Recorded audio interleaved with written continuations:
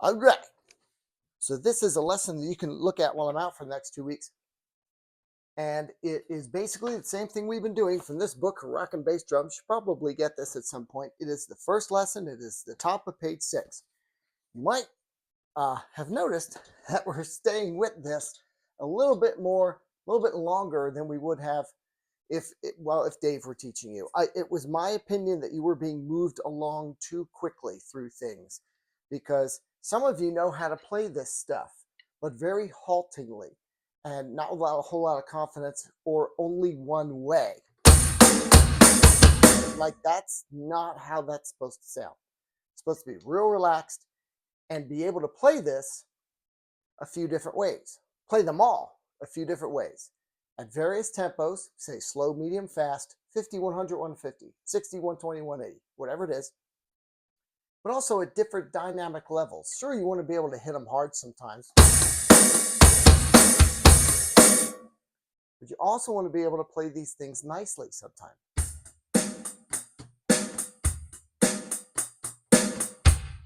That's so light, my bass drum trigger won't even pick it up. Hear that?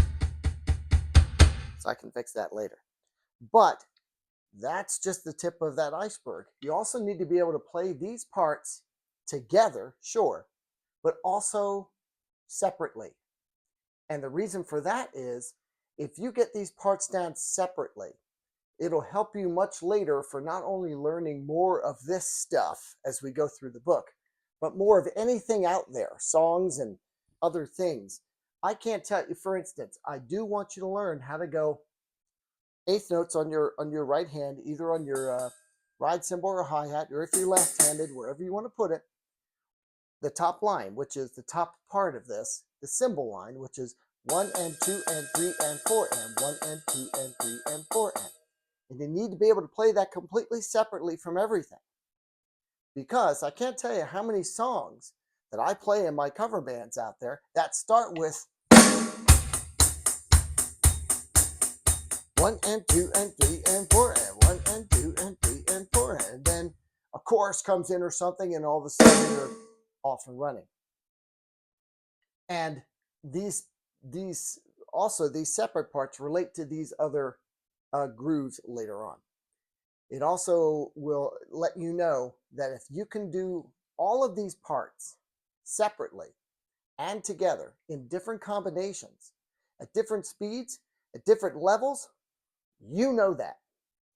And we're not moving on from it until you do, because all of this book and all of that other stuff builds on this. This first line, this first groove along the top, has 4 parts. You got 4 limbs in here, and there's 4 parts. The top line, in this case, is the cymbal. They want you on the bow or the shoulder of the ride cymbal.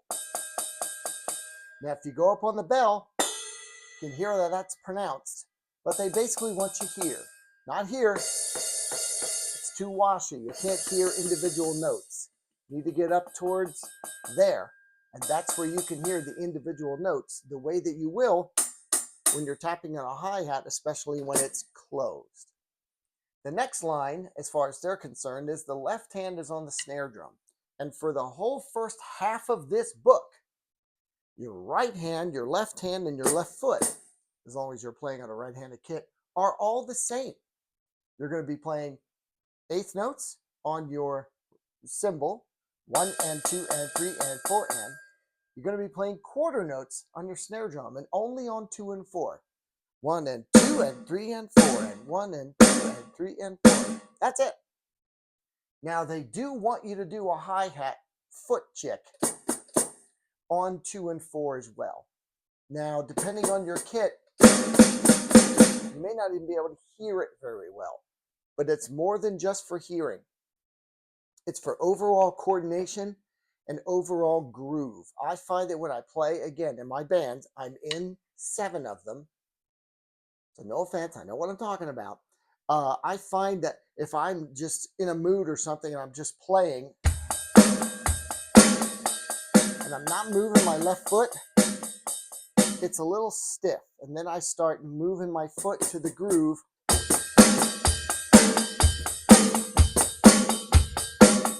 It just feels better. It locks me in.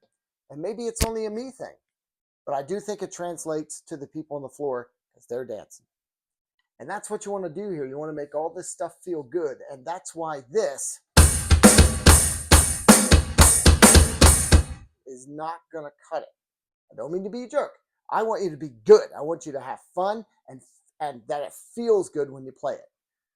So we're going to have you do this until it feels good.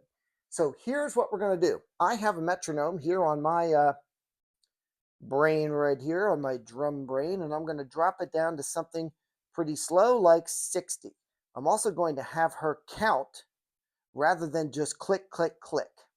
1. Now, right now, 2, this is counting 4. 1. quarter notes. 2, 3, 4. I'm going to have it count quarter notes for now because I want you to build this up slowly, okay?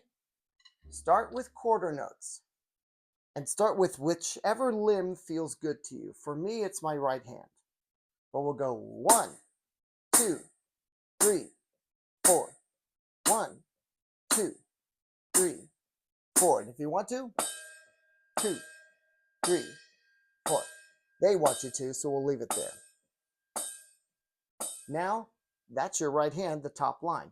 Left hand, on the snare drum, 2 and 4. 1, 2, 3, 4. 1, 2, 3, 4. Notice your hands are coming down at the same time now. Okay? It's pretty easy. That's nice to be able to do that. Now, I'm going to put in the left foot, even if you won't be able to hear it. And if the left foot is throwing you off for right now, you can leave it out a little bit and add it later. But it is really important to do. It's kind of the difference between a good drummer and a great drummer a little bit, is to be able to put that in there. So I'm going to go 1, 2, 3, 4. 1, 2, 3, 4. Now notice I'm not going and slamming it down. You don't have to do that. You don't have to do that. There is a difference between volume and presence. And too many people confuse playing loud with playing well. You don't have to beat your drums to get good sounds out of them. Now, you want them to be able to respond when you hit them harder, sure. But for practice, you don't have to do that. And in fact, it's not good to do that. You're just going to get tired. You're going to get bad technique. You're using a whole arm. You're just here. Look, I'm barely moving. I'm barely moving. Relax. It's not a race to see who can hit the hardest. Okay. So 1, 2, 3, 4. 1, 2, 3, 4. 1, 2, 3, 4. 1, 2, 3, 4. Now you notice you might have to open your hi-hat on the and of the 1 and 2 to have it come in. Too many people go 1, 2, 3, like it's, oh my gosh, it's there. Relax. You can open it anytime you want. You can leave it open. I don't know if you can see it very well, but it's open. 1, 2, 3, 4. 1, 2. You can open up on 3, open up, whatever you want to do. And of course, you don't have to open it this far. I have it open this far so that it sounds loud enough on here for you to hear it. A lot of people only have it just very, very, very mildly open, just a little. That's all you need to get that what we call bark, a hi-hat bark, which is when you open it slightly and then hit it. That's a difference as opposed to just tapping it. But I've got a little pronounced here just so you can hear it a little bit more. So those 3 limbs, 1, 3, 4. 1, 2, 3, 4. Now, those are all quarter notes. And your feet and your hands are all coming down at the same time, which is helpful. But now we're going to add the 8th notes, which is going to sound 1, like 2, this. 3. Those are 1, 2, 3, 4, and 1, and 2, and 3, and 4, and 1. now she is counting that top line, just 8th notes. So we're going to put in the eighth notes on the right hand, and there's also an eighth note on the excuse me, on the foot. You can see it's right after the 4. It's right after the 4th quarter note. It's 4 and. That's an eighth note. So now you're going to go 1 and 2 and 3 and 4 and. Now notice, just because you're playing more notes doesn't mean you're playing them faster or harder. You're just putting a note in between. I'll do it with her to show you what I mean. 1 and Quarter notes. 3, and 4 and 1 and 2 and 3 and eighth notes. 1 and 2 and 3 and 4 and 1 and 2 and 3 and 4 and. It's not any faster. 2 and 3 Still at 60. and 1 Just you're putting an extra note in there. And here it is. and 1 and 2 and 3 and 4 and Those are the eighth notes. 2 and I'm not hitting on the quarters. 4 and Now we'll do the quarters. and 3 and 4 and 1 and 2 and 3 and 4. Notice, not faster or slower, just more notes in there, in the same space. Kind of like on a clock between 4 and 5. There's all those ticks, and you can say it's 1 minute, and it still goes from here to here in the same amount of time. Or you can say it's 60 seconds, 60 more ticks, tick, tick, tick, tick. It still takes the same amount of time. It's just more stuff in the same space. And so now we're going to have her count that, and we're going to play that with not only our right hand, but our right foot. Because there is an eighth note there after the 4. Now, we're still stuck with quarter notes here on the left hand and the left foot. And you will be for literally half of this book. So don't worry about changing those. These don't really change. In fact, once you play the eighth notes on your right hand, 1 and 2 and 3 and 4 and, that doesn't change either for half of this book because they want you to concentrate on changing your bass drum. And that's the whole thing. So, and we'll get to that in a second. So here she is again. 1 and 2 and 3 and 4 and 1 and 2 and quarter notes. Here comes eighth notes. 3 and 4 and. Now we're going to put in that quarter note on our 2. 1 and 2 and 4. 3 and 4 and 1 and 2. There's your foot. 3, 4 and 1 and 2 and 3 and 4 and 1 and 2 and 3 and 4 and. Congratulations. You just played all 3 limbs of not only that groove, but the grooves for half of this book. This doesn't change.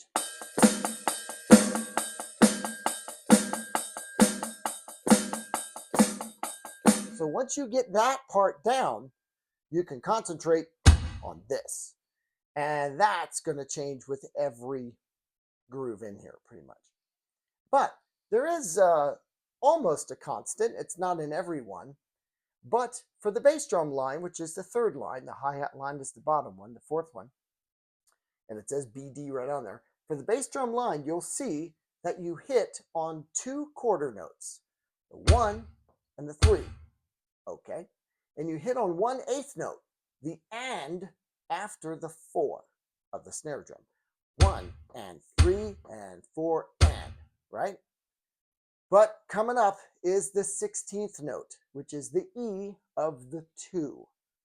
So first we're going to play these 3 lines like we have, and we're going to add the bass drum strictly on the quarter notes, 1 and 3, which is this. 1, 2, 3, 4. Bass, snare, bass, snare, bass, snare, bass, snare, or,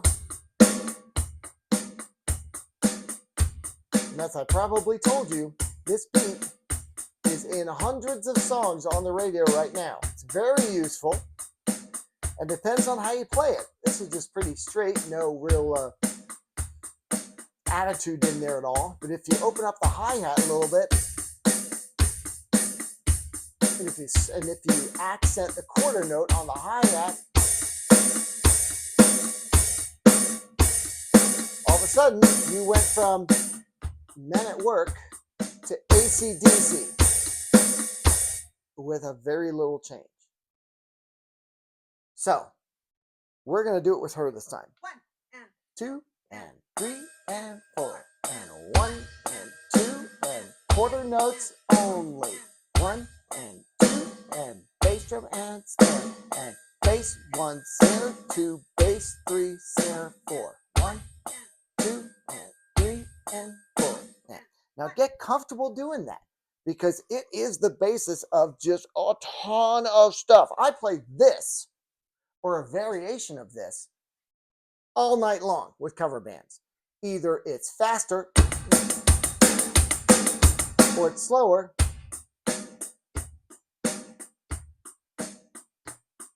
or it's 4 on the floor, 1 2 3 4 on the bass drum, or a little bit of variation here and there, but it's in a lot of songs. So this is a crazy important thing to do. I'm going to tell you a quick story. I wasn't going to do this. There's a drummer named Vinnie Colaiuta. He is probably one of, if not the most advanced, amazing drummers on planet Earth. He can play anything he wants to play. Metal, jazz, rock, funk, punk, pop, rock, you name it. And all you have to do is put this in front of him and he can sight read it. Doesn't need to even check what it is. Looks at it and plays it perfectly. And plays it perfectly in time. Every time. He can do anything he wants. Okay. So they had a clinic with Vinnie Colaiuta. His whole 6-7 piece drum set was set up. And by the way, when we mean pieces, we don't mean cymbals. We only mean drums. When we say 5-piece kit, 6-piece kit, that's what we mean. So he had his kit set up and all these people paid all this money to see him. And he comes out and doesn't say a word. And for 45 minutes, I swear, he goes.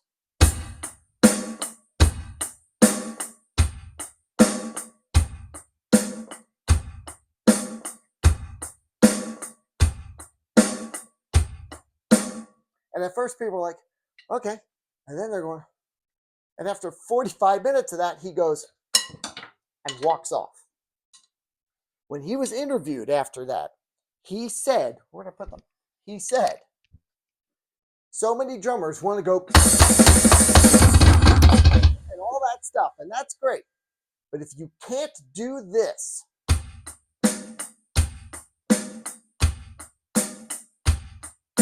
do it well. And do it at different dynamics, volumes, different speeds, and keep it in time for a long time. I don't care if you can go.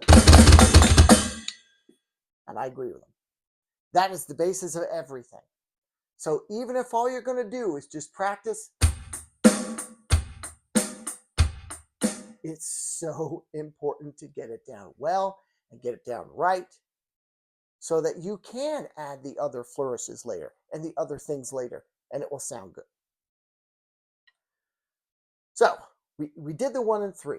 Now let's add the 8th note, the and of the 4. And let's have her do it. 1 and 2 and 3 and 4 and 1 and 3 and 1 3 and and 1 3 and 1 3 and 1. So I'm just telling you the bass drum part. And 1 3 and 1 3 and 1. Okay. So what you do with all of this from the very beginning, even just 1 and 2 and 3 and 4 and by the way, you'll notice that I'm not playing it entirely straight. I'm not going 1 and 2 and 3 and 4 and. I'm doing a touch of an accent, just a little bit louder on the quarter notes. Right?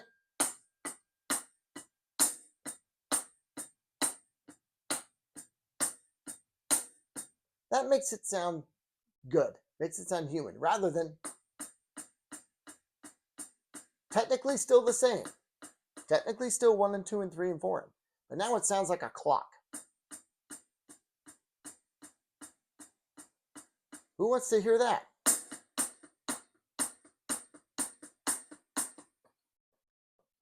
makes you move. So once you're practicing this 1 and 2 and 3 and 4 and 1 and 2 and 3 and 4 and you think you've got it down at 60, good, that's good. But now move it to 70.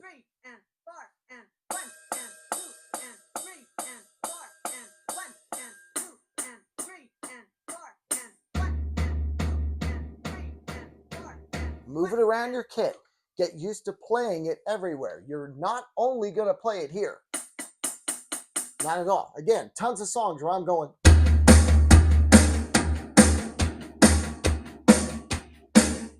That's just this.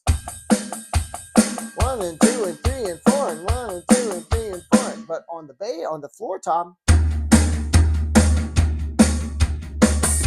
it's different. And if you get it down at 70, great. Put it to 80, 90, keep getting it up till you can play a slow, medium, and a fast tempo. Here is that 160 to 120. 1 and 2 and 3 and 4 and 1 and 2 and 3 and 4 and 1 and 2 and 3 and 4 and 1 and 2 and 3 and 4 and 1. And if you can't do that, it might have something to do with how you're playing. If you're using your whole arm to hit every note, you're gonna get tired. We probably talked about how to grip the stick so that it, look, I'm not doing anything. So that it bounces a little bit. These sticks actually have a place where you kind of put your fingers, but they all have one, except for these. These are huge. Anyway, it's gonna hit me in the back. I told you this was gonna be a little choppy. Don't go anywhere. There you go. Anyway, so you want your stick to do a little bit of the work for you. And you just want to control that chaos a little bit. So get used to doing this kind of thing, because that's how you're going to play. This is 180 beats a minute. And yes, I play things that are this fast and faster on Fridays and Saturday nights.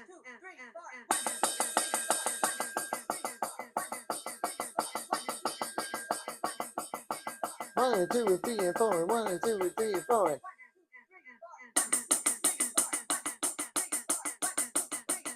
But if I had to muscle each one of those out, oh my gosh, I probably couldn't do it. So you have to get your stick to do some of the work for you. Let it bounce. Just control the bounce a bit. Let it flick back and forth between your fingers. Let it dance a little bit. You're holding them like baseball bats. That's why you're not getting speed out and power without using your whole arm to do it. I know it might look cool, but you can't do that forever. Let this do some of the work for you. Okay? So even as you're doing these parts, try to get them up to faster speeds. So let's go back to something a little bit more legitimate here. How about 100 so we can still hear the parts? 1 and 2 and 3 and 4. That's reasonable. So we've done now all the parts and the bass drum as a quarter note, 1 and 3, and an eighth note, the and of the 4. Now we're going to add the 16th note. And for some of you, this is where things go awry, because this is the first note out of all of these notes on this page that doesn't fall on your right hand note. Your right hand's going 1 and 2 and 3 and 4 and. Well, your snare's going 2, 4 at the same time. Your hi-hat's going 2, 4 at the same time. Even all of those bass drum notes, except for that E, are at the same time. 1, 3, and. They're all coming down at the same time. The 16th note is in between, as you'll see on the bass drum key just below it. With the dotted line coming up, it's just in between those two notes. That 2 and, it's... Did you hear it? You can see it too.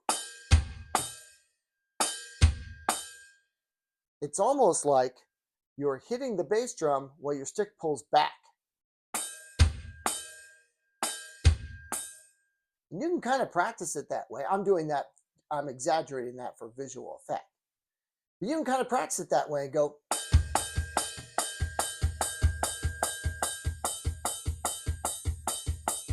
You're just playing in between that note. And we could do it really slow. And we'll leave her down there for a moment. 1, 1 and 2 E and. See that? I'll do it over here because it's quieter. 1 and 2 E and. 1 and 2 E and. 1 and 2 E and. That's where it's landing. Well, now put that on your foot. 1 and 2 E and. 1 and 2 E and. If you want to, pull your stick back to give you something to do at the same time, because you're kind of hitting this while you're doing nothing with this. 1 and 2 E and. See how I hit when I pull my stick back? 1 and 2 and 3 and 4 and. Right. So 1 and 2 and 3 and. Gotta put them all in. 1 and 2 E and 3 and 4 and 1 and 2 E and 3 and 4 and 1. Sorry about that. So you're hitting that note in between those two eighth notes, hence 16th notes.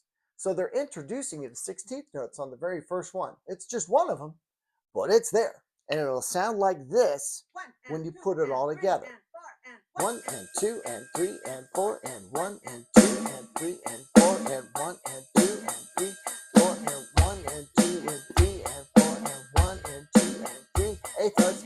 1 and 2 and 3, 4 and 1 and 2, 3 and 4 and here comes the 16th. 3 and 4. I'm gonna move it here. You can hear it better. 3 and 1, 2 E, 3 and 1, 2 E, 3 and 1, 2 E, 3 and 1, 2 E, 3. I gotta change my bass drum. It's not getting my lighter. You can hear me tapping it, but it doesn't quite get it. By the way, if you have an electric kit, that might be something to look at. There are various levels of sensitivity that your triggers, these are all triggers, can have. So if you're doing something like that, you're doing all this work and it's not getting it. There it is. So anyway, you can play around with that in your brain. But to go very slowly again, 1 and 2 E and 3, 4 and 1, 2 E, 3, 4 and 1, 2 E, 3, 4 and 1. And again, when that's all together,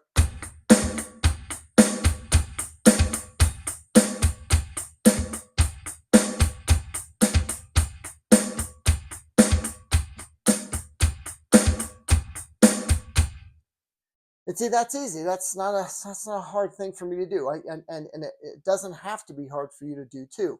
Just build it up slowly, build it up in pieces, and then put them all together. And what you want to be able to do is leave things out, yet just be able to identify what you're doing in this thing. For instance, here is the thing. I'm not going to leave out the 16th note.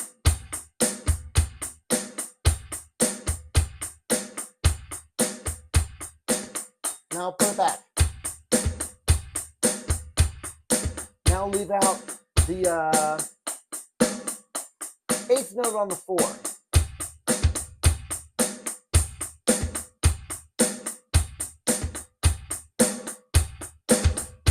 Now leave out the 16th note.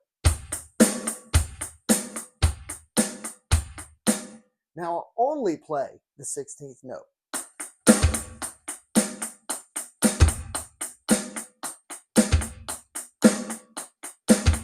Now play only the 8th note.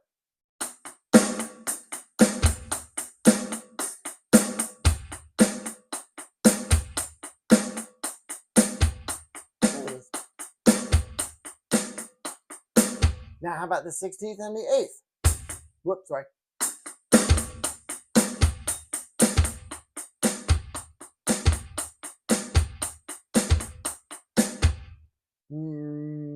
Now play it all, but leave out the snare drum.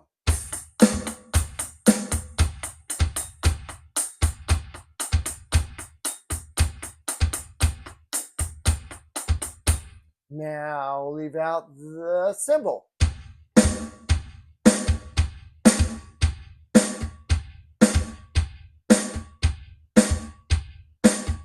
You need to be able to play that thing in all different permutations,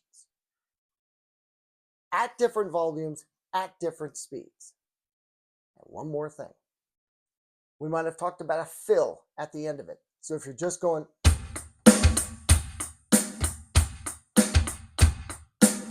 at 60 beats a minute and you're getting bored, put a fill in.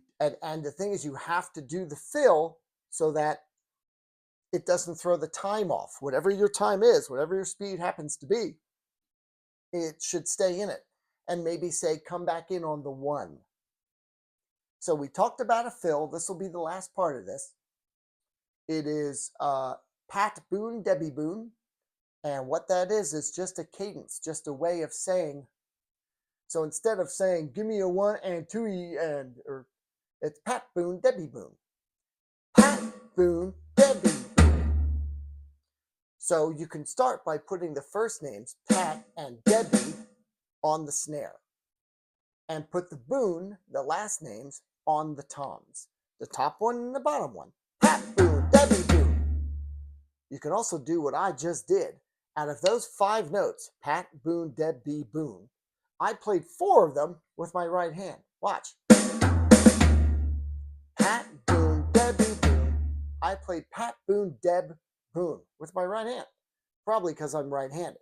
But you can go alternate. Pat Boone, Debbie Boone. Whoops, sorry. Pat Boone, Debbie Boone. I did right, left, right. You can do that if you want to. You can, however you play it is comfy and good for you, as long as the notes come out there the way they're supposed to. So as long as the cadence is the same, it doesn't matter how you play it or where you put those notes. That's the part that's up to you. That's the part where you get to have fun. Whatever. But it will start on the 3. So when you play this a couple times, you're going to not play the 4 and as written. You're going to put in a fill. I'll show you what I mean. 1 and 2 and 3, 4, here it comes, and 2 and 3.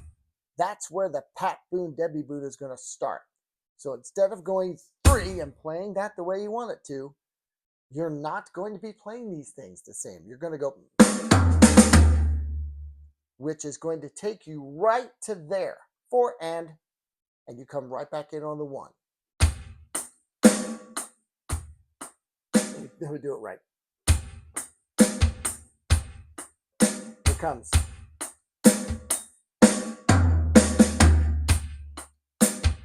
Three and 1, 2E.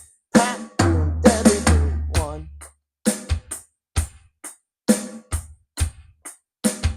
3 and 1. Right?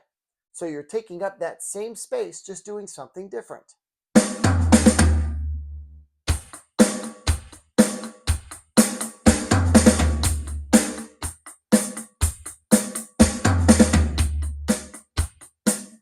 Now, I would suggest that you actually play some bass drum in the fill, during the fill. Here's what it sounds like without it.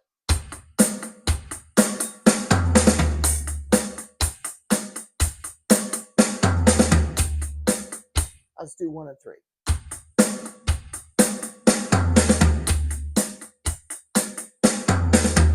The bottom kind of drops out a little bit.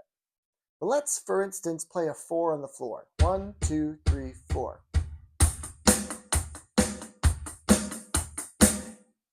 And put a Pat Boone, Debbie Boone in there with the bass drum still there.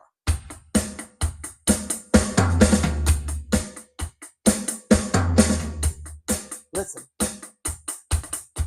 I'll play my hi-hat. Here are the bass drum is still there through it, and it keeps it grounded and solid. That's what this does a lot of the times too, but this does it with a heavy foundation. So you can do this 1, 2 in, 3, 4, and 1 when you get bored. Pat Boone, Debbie Boone, but put in a bass drum in there as you're playing it. See that?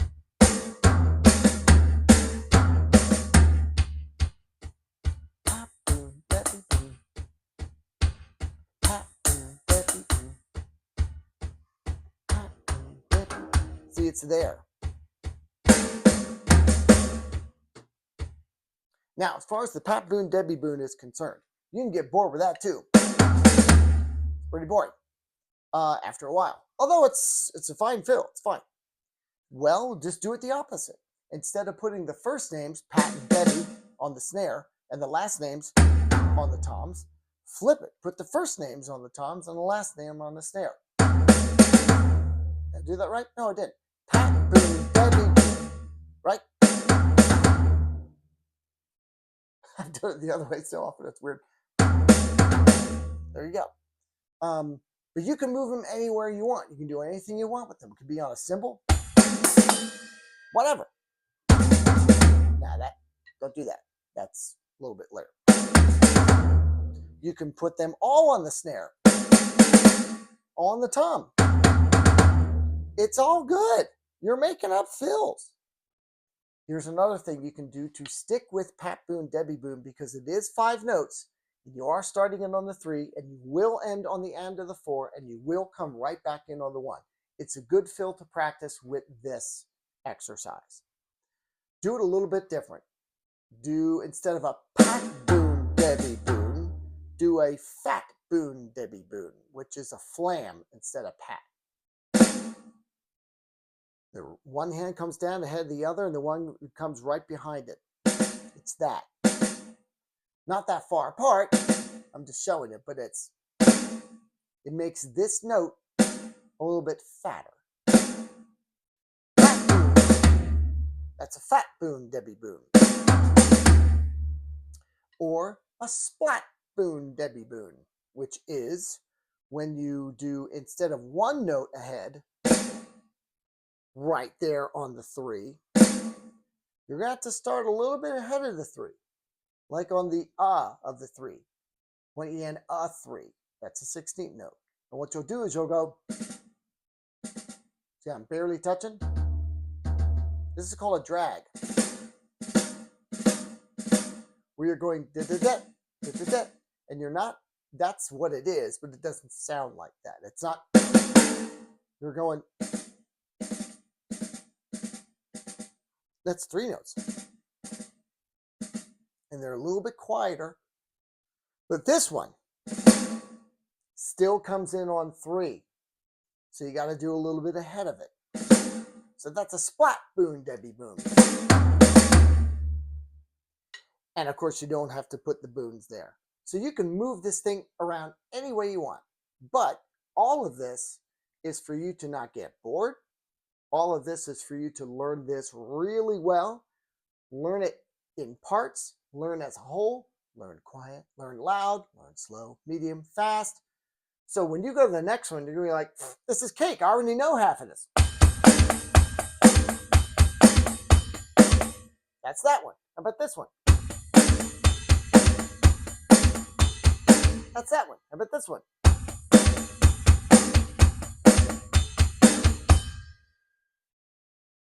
So these all build on each other. And when you put that fill in, you are now playing like you would in a song. For instance, let's do this. 1 and 2 and 3 and 4 and 5 and 6 and 3 and 4 and 1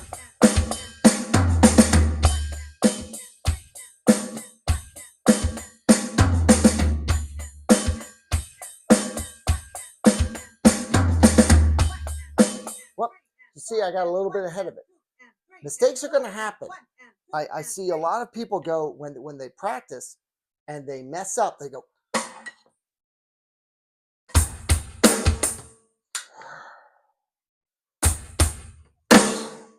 relax. Mistakes are going to happen. Mistakes are going to happen when you are the top drummer in the world out live. You're going to go,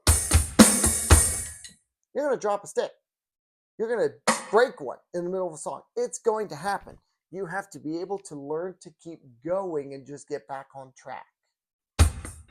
Oh no! There you go. Hey, hear that? Hey you! And then someone throws you the stick, or you have one right here and you go. or you make a mistake, or your trigger doesn't get every note down. So you go, oh, I have to hit that a little harder.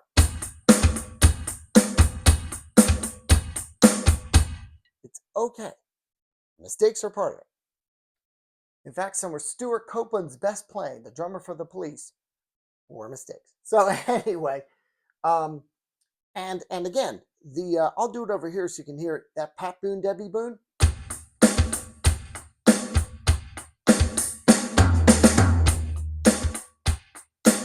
Well, here's a flat Boone, Debbie Boone. You might not hear the difference too much.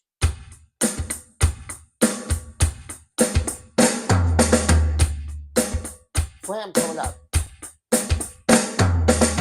There's a difference between that and that. And then there's a splat.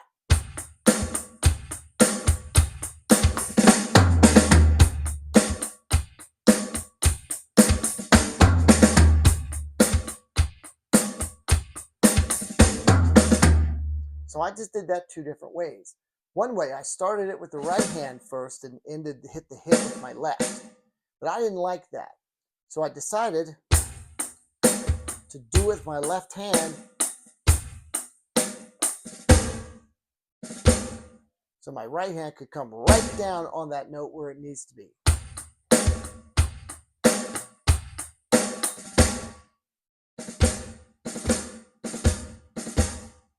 And that's the importance of trying these things both hands.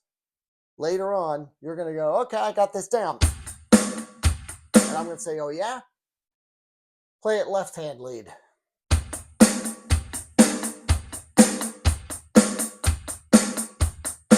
Now, you could probably hear even mine. That's a little stiffer than this. This feels a little bit better because I've done this for most of my life. So you got to get used to doing a lot of different things because some drum parts that you will see or songs that you want to play will require you to go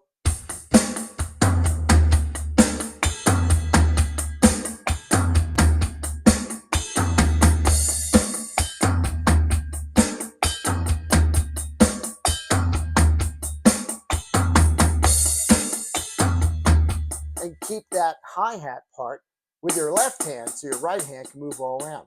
Try to do it normally.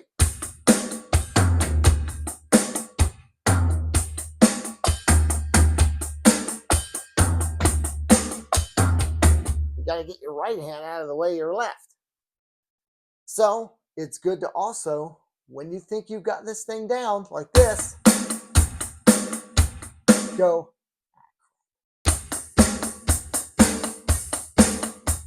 and remember to try to switch those parts and play it that way.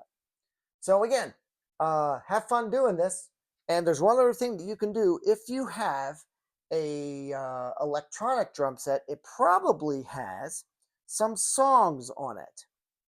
And those songs are great things to sort of play along with because they are keeping time for you. They are playing in time. There you go.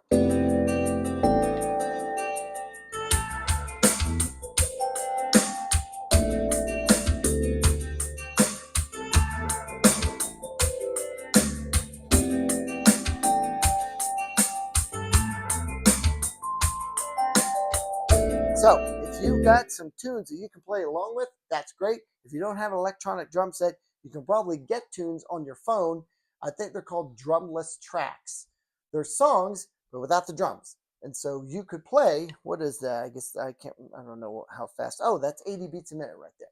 So if you were playing 80 beats a minute like this, and you were bored, put that on.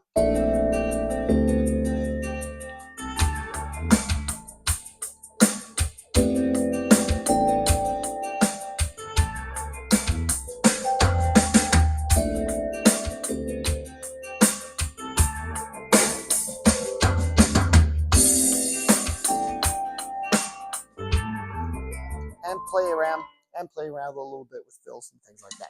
Okay, so that's basically, by the way, what you should be doing with all this stuff as we move on. Start with something slow, start with something simple, start with one hand, put in the other, build it up. And I would suggest this first, at least for half this book, because the bass drum is what changes for the first half of this book. For the second half of the book, all bets are off. Everything is all over the place. But for now, it's your ride hand, hi-hat hand is going 1 and 2 and 3 and 4 and your snare hand is going 2, 4. Your left foot, your hi-hat foot is going 2, 4. It's the bass drum that changes. Have fun. See you when I'm back on vacation, from vacation.